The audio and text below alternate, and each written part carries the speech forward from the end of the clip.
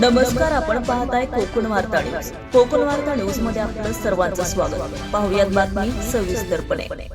माणगाव तालुक्यात गोरेगाव जिल्हा परिषद निवडणुकांच्या रिंगणात सर्व उमेदवार पूर्ण बळाने उतरले असून प्रचाराला सुरुवात झाल्यापासून काही दिवस अपक्ष उमेदवार भूषण संघ रत्न जाधव यांनी कुठेतरी निवडणुकांकडे आपली पाठ तर फेरली नाही अशा चर्चा सुरू असतानाच भूषण जाधव यांनी आपला ठाणे येथे वैद्यकीय उपचार पूर्ण करून आजपासून निवडणुकांच्या रिंगणात उडी मारली आहे.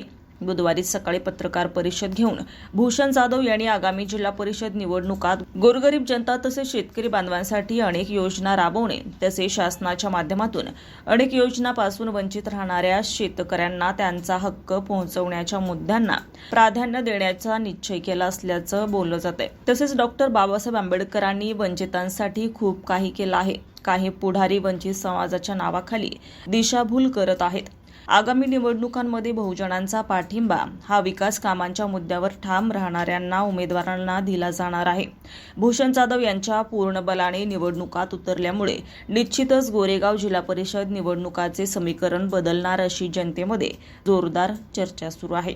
सचिन पवार, कोकण वार्ता न्यूज, रायगड. क्रांतिकारी जय भीम, जय महाराष्ट्र. मी भूषण जाधव.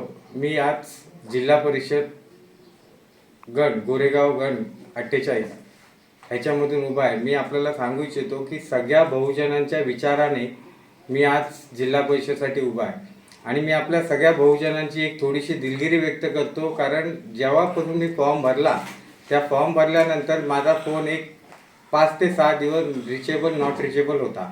त्याचं कारण मुद्दा म्हणजे की मला अटॅक आला होता आणि आजची जी पत्रकार परिषद घेण्याचं खरं कारण म्हणजे की लोकांनी माझ्याबद्दल अफवा केली होती की भूषण जाधव यांनी पैसे घेऊन कुठेतरी फरार झालेला आहे.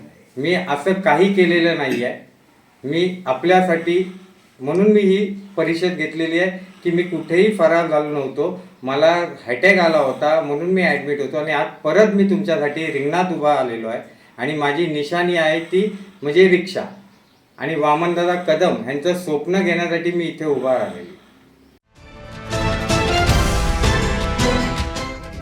नमस्कार, आपण पाहताय कोकण वार्ता न्यूज. कोकण वार्ता न्यूज मध्ये आपलं सर्वांचं स्वागत. पाहुयात बातमी सविस्तरपणे.